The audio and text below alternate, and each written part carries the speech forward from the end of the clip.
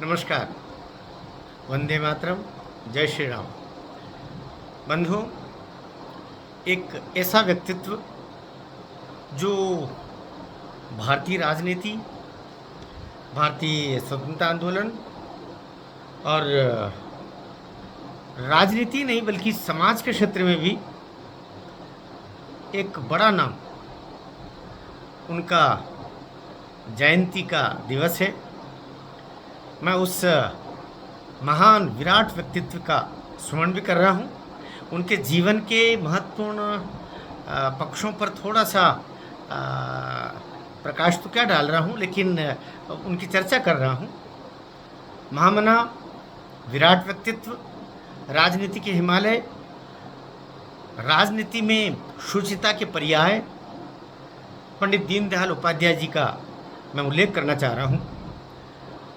25 सितंबर 1916 को उनका इस संसार में आगमन हुआ था। मथुरा के पास में एक छोटा सा कस्बा है, छोटा सा गांव है, 16 किलोमीटर दूर नगला चंद्रभान, वहाँ वे श्रद्धेय स्वर्गीय पंडित भगवती प्रसाद उपाध्याय जी और श्रीमती राम प्यारी जी, इनके आंगन में वे आए थे। राम प्यारी जी उनकी माता और स्वर्गीय भगवती प्रसाद जी उपाध्याय उनके पिताश्री। ये एक वहाँ से इस छोटी सी जगह से ये बालक निकल करके कैसे राजनीति की फलक पर, कैसे समाज के फलक पर ऊपर आया, उसकी चर्चा थोड़ी करना चाह रहे हैं। पहले शब्दशः थोड़ी सी जानकारियाँ होती है, उनकी हम चर्चा कर लें। 25 सितंबर 1916 को आपका जन्म हुआ, पंडित दीनदयाल जी उपाध्याय। उस समय दो पंडित, हम कह सकते हैं राजनीति में पंडित शब्द बड़ा ही आदरणीय पहले से था ही, बाद में भी रहा है। इसलिए पंडित जवाहरलाल नेहरू जी भी पंडित कहा करते थे। अब वो कहाँ से पंडित थे, लेकिन वो उनके नाम के आगे भी पंडित जुड़ता था। लेकिन एक व्यक्ति जो राजनीति शुचिता का, समाज की सेवा का और सिद्धांत की दृढ़ता का जो पर्याय बना, पंडित दीनदयाल उपाध्याय जी, उनका उल्लेख भी पंडित शब्द के साथ में कर रहे हैं। वे बचपन में जब 8 साल के ही थे तो परिवार में पिताजी का साया चला गया, माँ भी चली गई और अपने ननिहाल में, सीकर राजस्थान में उनके कुछ विद्या अध्ययन हुआ। बाद में कानपुर में उन्होंने स्नातक बीए की उपाधि प्राप्त की। एमए के लिए वे आगरा गए थे, लेकिन वहाँ पर उनकी जो बहन थी, बहन के स्वास्थ्य की खराबी और फिर बहन का देवलोक गमन हो गया, तो एमए इनका हुआ ही नहीं। इस दौरान बीच में इनका विद्या अध्ययन के साथ में जब 1916 और 1935 के मध्य, मैं सोचता हूँ शायद 19 वर्ष का, 18-19 वर्ष का ही बीच में अंतराल दिखाई दे रहा है। तो ये 18-19 वर्ष के थे और ये संघ के संपर्क में आए, आरएसएस के संपर्क में आए, राष्ट्रीय स्वयंसेवक संघ के संपर्क में आए। ये उनके उस समय मित्र हुआ करते थे। उनके एक मित्र और साथ ही श्रद्धेय हमारे जो संघ के बड़े व्यक्तित्व हैं, उन बड़े व्यक्तियों के संपर्क के कारण से उनका वहाँ पर उनका संपर्क में हुआ और फिर शने वे प्रचारक भी बने। प्रचारक बन करके जौनपुर चले गए और निरंतर वो कार्य शुरू हो गया। जीवन भर अविवाहित रह के कार्य करूँगा, ये प्रण उनका कहीं निश्चित हुआ। और फिर उन्होंने जो पुस्तकें लिखी, पहले उन पुस्तकों की चर्चा हम कर लें। उनके पुस्तकें देखिए, वे हैं जगत गुरु शंकराचार्य, उनकी पुस्तकें अखंड भारत, उनकी पुस्तकें सम्राट चंद्रगुप्त। ऐसी पुस्तकें जो आमतौर पर साधारण जो लेखक होते हैं वो क्यों लिखेंगे, या लिखेंगे तो भी उनमें वो चीज़ शायद झलके न झलके। तो पंडित दीनदयाल जी उपाध्याय ये संघ के संपर्क में आए अपने एक मित्र तो थे ही, साथ में अनन्य बंधु भी जो थे, उनके संपर्क में आने से ये उधर जुड़े। और फिर अटल बिहारी वाजपेयी जी और सबके संपर्क में आना ही था, ये पत्रकार के रूप में, क्योंकि राजनीतिक के साथ में पत्रकार, समाजसेवी, शिक्षाविद, विभिन्न रूप हैं। उनके विभिन्न रूपों में पंडित दीनदयाल जी उपाध्याय को हम लोग जानते हैं। और उनको कहते हैं वे संसार में अब नहीं रहे, किंतु कहते हैं संसार में नहीं रहे, संसार में तो रहे नहीं, क्योंकि एक दुखद क्षण इस संसार में आया जब 11 फरवरी 1968 को एक स्टेशन हुआ करता था, इसलिए बोल रहा हूँ कि अब तो उसका नाम बदल दिया गया है, मुगल सराय, उत्तर प्रदेश में। ये वहाँ उसका जो रेलवे यार्ड है उसमें उनकी मृतदेह, उनका शव पाया गया था। इसका एक लंबा क्रम है इस बातचीत का, मैं उस विषय पर नहीं जाना चाह रहा हूँ। मैं आज के इस एपिसोड में ये कि वे बाद में 1935 में संघ के संपर्क में आए, उन्होंने भी प्रचारक के जीवन में रहे, स्वतंत्रता आंदोलन में भी उनका योगदान रहा। 1951 में जब श्यामा प्रसाद मुखर्जी जी भारतीय जनसंघ की स्थापना जब उन्होंने की, तब क्योंकि संघ राजनीति में आए, ये श्रद्धेय गुरु जी का आह्वान था, और उसके लिए श्यामा प्रसाद मुखर्जी जैसे व्यक्तित्व को इधर लाया गया। 1951 में जब ये उसके भारतीय जनसंघ के 3 संस्थापक सदस्य 3, वे ही 3 थे। उसमें से एक श्रद्धेय पंडित दीनदयाल उपाध्याय थे। श्यामा प्रसाद मुखर्जी जी वे उसके अध्यक्ष, और उसी समय प्रोफेसर बलराज माधव और पंडित दीनदयाल जी, इस प्रकार से 3 संस्थापक सदस्य थे भारतीय जनसंघ के। और भारतीय जनसंघ 1967 तक वे उसके महासचिव के पद में रहे। श्यामा प्रसाद जी के साथ में तालमेल मिलाते हुए वे उसमें रहे। और दिसंबर 1968 को वे भारतीय जनसंघ के अध्यक्ष बने। और देखिए, करीब 9-10 महीने, दिसंबर 1968 को भारतीय जनसंघ के पंडित दीनदयाल जी उपाध्याय अध्यक्ष बने, और 11 फरवरी 1968 को उनकी मृत्यु हो गई। 1967 दिसंबर से फरवरी, देखिए कितना कम समय, इतने से समय में मैं सोचता हूँ 1 वर्ष भी, दिसंबर 67 से फरवरी 68 में 3 महीने, 2.5-3 महीने भी उनका कार्यकाल नहीं रहा। और वे इस रेलवे के, जिसका अब मुगल सराय का स्टेशन का नाम बदल करके पंडित दीनदयाल उपाध्याय स्टेशन कर दिया गया है। लेकिन ये अत्यंत दुखद, ठीक लगभग उसी समय श्यामा प्रसाद मुखर्जी जी की भी कश्मीर में, आप हम जानते सभी कि कारावास के दौरान, और अब्दुल्ला और उनके द्वारा हम ऐसा मानते आज भी है कि उनकी भी हत्या हुई। इसी प्रकार से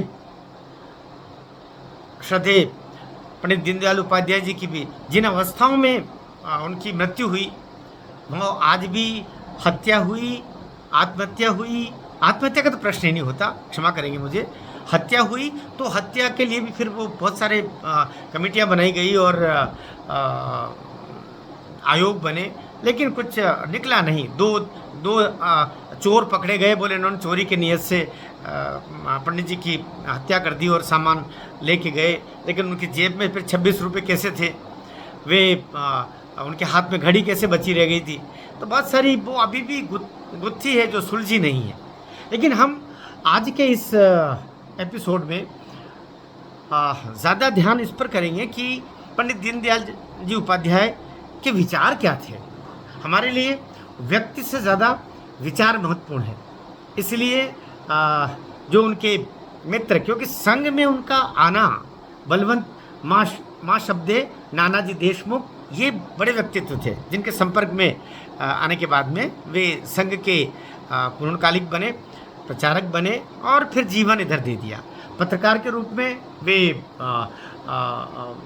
राष्ट्रधर्म एक उसके संवाददाता बने थे, उसके पत्रकार बने, वे पांचजन्य के संपादक बने, वे स्वदेश के संपादक बने, वे एकात्म मानवतावाद, लोकमान्य तिलक की राजनीति, ये तो उनकी पुस्तकें हैं।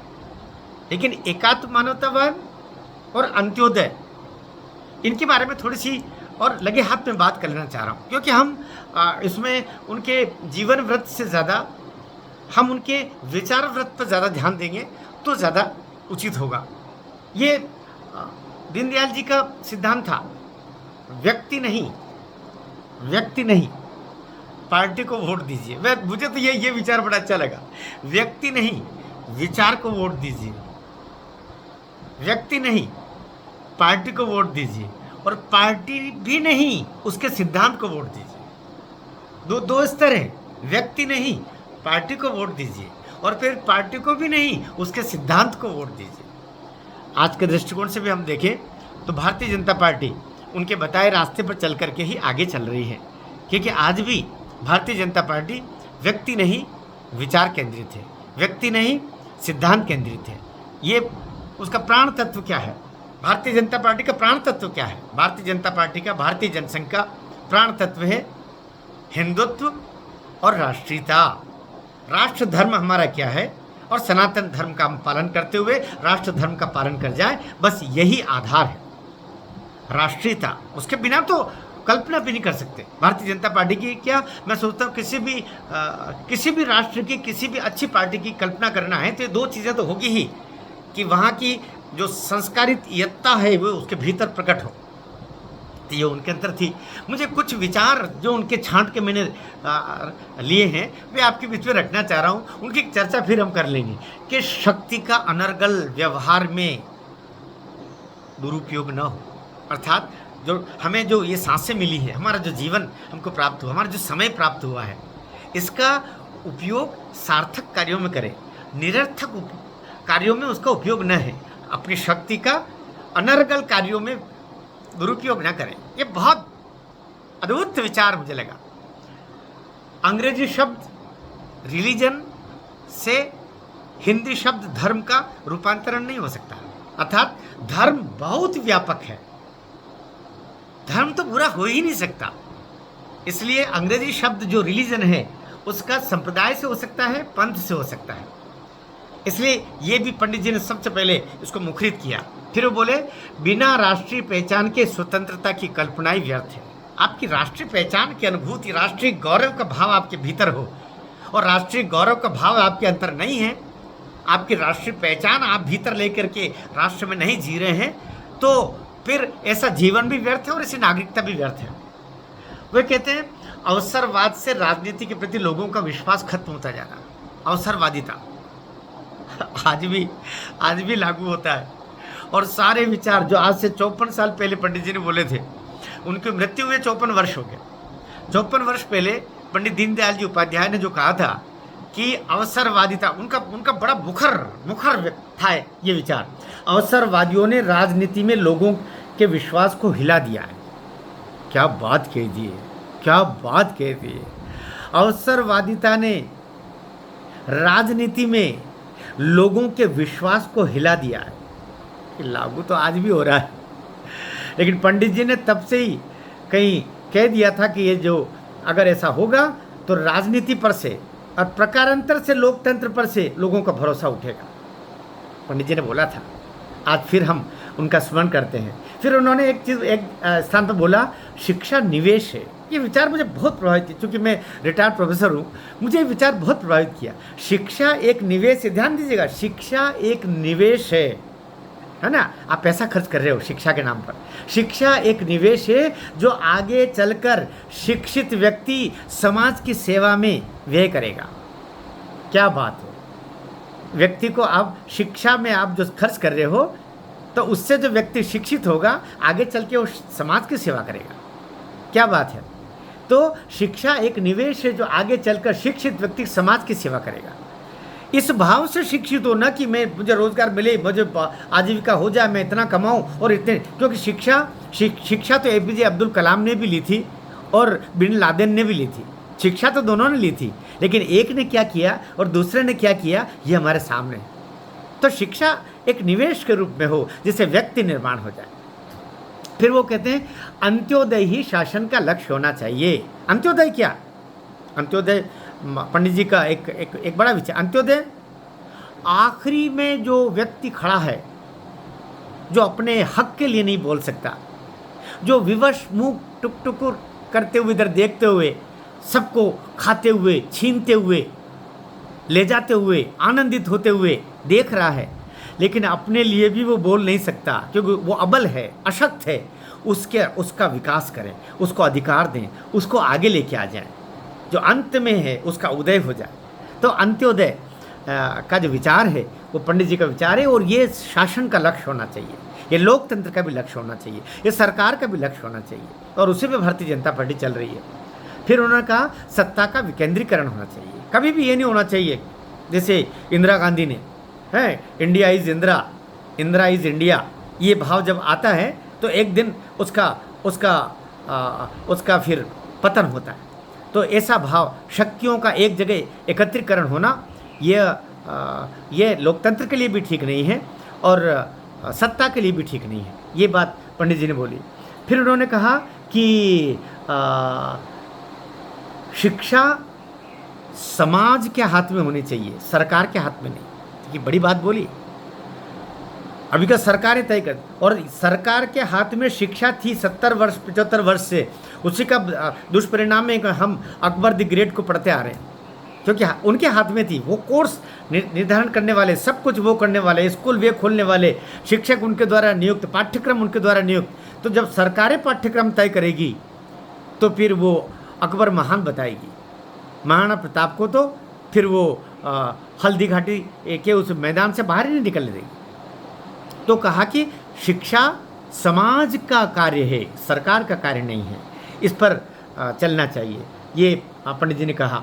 फिर एक और बात कटु बोले, एक कटु बात बोले और लेकिन सही बात बोले। क्या बोले? कि शासन का कार्य व्यापार करना नहीं है, शासन का कार्य व्यापार करना नहीं है, और व्यापारी के हाथ में सत्ता की बागडोर नहीं होनी चाहिए। बहुत खतरनाक बात बोले। सरकार का कार्य, शासन का कार्य व्यापार करना नहीं है, और सत्ता की बागडोर कभी भी व्यापारी के हाथ में नहीं होना चाहिए। वरना क्या होगा? वो कोई भी नीति बनाने से पहले अपने व्यापार का सोचेगा, इससे मेरे व्यापार पर तो कोई चोट नहीं पहुंचेगी, या मेरे व्यापार को इससे क्या लाभ होगा, वो फिर नीतियाँ ऐसी बनाएगा। इसलिए सत्ता की जो शक्ति होती है वो किसी व्यापारी के पास में नहीं होनी चाहिए, और सरकार का कार्य व्यापार करना नहीं है। ये पंडित जी का सिद्धांत था। लोकमत परिष्कार हो, अर्थात सबका साथ, सबका विकास, सब प्रसन्न रहे, अर्थात सबका विकास होगा। अब सबका विकास ये नहीं कि बुरे लोगों का विकास होगा, अच्छे लोग जो आगे नहीं आ पा रहे हैं उनका विकास हो, उनका भला हो, उनका कल्याण हो, और अंत्योदय के माध्यम से हो। जो विवश, मजबूर, अबल कहीं खड़ा है, जिसके लिए कोई बोलने वाला नहीं है, उसका शक्ति का स्रोत बन जाए सरकार, ये अंत्योदय का रूप है। तो लोकमत परिष्कार के द्वारा ये होना चाहिए। और एक बात जो कहते हैं, जिसको मैं सोचता हूँ कि उसको आखिरी में मैं लेके आऊँ, कि अपनी राष्ट्रीय पहचान की उपेक्षा भारत की समस्याओं की जड़ है। कितनी बड़ी बात बोले। अपनी राष्ट्रीय पहचान की उपेक्षा भारत की सब समस्याओं की जड़ है। आदमी मस्त है, खारा, कितना इस देश को मैं लूट सकूं, मुझे नौकरी मिली कि नहीं, मुझे नौकरी तुमने दी कि नहीं दी, मुझे फलाना प्लॉट दिया कि नहीं दिया, मुझे इस योजना का लाभ मिला कि नहीं मिला, मेरे फलाने भतीजे को मिला कि नहीं मिला, मेरी लड़की को फलाना मिला कि नहीं मिला, मुझे इस सत्ता से क्या क्या मिल सकता है, बस मुझे मिले, मुझे मिले, मुझे मिले, मेरे को मिले, मेरे वाले को मिले। इसके कारण से सारी समस्याओं की उत्पत्ति हो रही है, और जिसके कारण से हमारा, क्योंकि हम व्यक्ति निर्माण नहीं कर पा रहे। पंडित जी क्या बोलते? एकात्म मानवतावाद। एकात्म मानवतावाद क्या? ये ह्यूमन इंटीग्रल अंदर से 5 इंद्रियां, संक्षिप्त समझाना चाह रहा हूँ कि एक एपिसोड में मुझे बात करनी, 20 मिनट हो गया, एक एपिसोड में बात करनी। एकात्म मानवतावाद क्या? मानव 5 तत्वों से बना है, 5 तत्वों से बना है। ये पांचों तत्व आपस में संतुलन बिठा के मनुष्य शरीर बनाते हैं। और ये मनुष्य शरीर तभी तक है जब तक मनुष्य को मनुष्य तभी तक कहा जाएगा, इसको शव तब तक नहीं बोला जाएगा जब तक इसके अंदर आत्मा है। तो आत्मा के इर्द गिर्द 5 तत्व हैं। इन पांचों तत्वों का सही संतुलन से सही मनुष्य बनता है। इस सही मनुष्य का सही परिवेश में सही उपयोग एकात्म मानवतावाद है। मैं चूंकि प्राध्यापक रहा हूँ और जितना एकात्म मानवतावाद पंडित जी का मैंने पढ़ा है, जाना है, मैं ये कह सकता हूँ। और इसी से इस देश का, क्योंकि ये पूरे संसार का अभिनव विचार है, पूरे संसार में कहीं नहीं है, पूरे संसार में एकात्म मानवतावाद जैसा विचार कहीं नहीं है, ये यहीं पर है। और केवल हम ही लोग हैं जो पंच तत्व का पुतला इसको बोलते हैं। तो पंच तत्व के उस पुतले में जब तक प्राण है, जब तक आत्मा है, जब तक स्पंदन है, तब तक उन पांचों तत्वों का सही उपयोग करके राष्ट्र में उसका उपयोग कर जाना और उसका भी निर्माण करना, उस व्यक्ति का भी निर्माण करना, उस मानव का भी निर्माण करना एकात्म मानवतावाद। एक रूप बना देना उन पांचों तत्वों का, और जिससे व्यक्ति निर्माण हो जाए। तो इनको लेकर के पंडित जी ने हमें विचार दिया।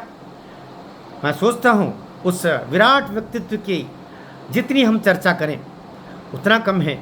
यह जो एक बालक जो मथुरा के छोटे से कस्बे में पैदा हुआ और जिसने भारतीय राजनीति को एक शुचितापूर्ण स्थान दिया, और हम जैसे करोड़ों करोड़, आज कहते हैं कि भारतीय जनता पार्टी के लगभग 20 करोड़ सदस्य, तो 20 करोड़ सदस्यों के तो वे देवता है।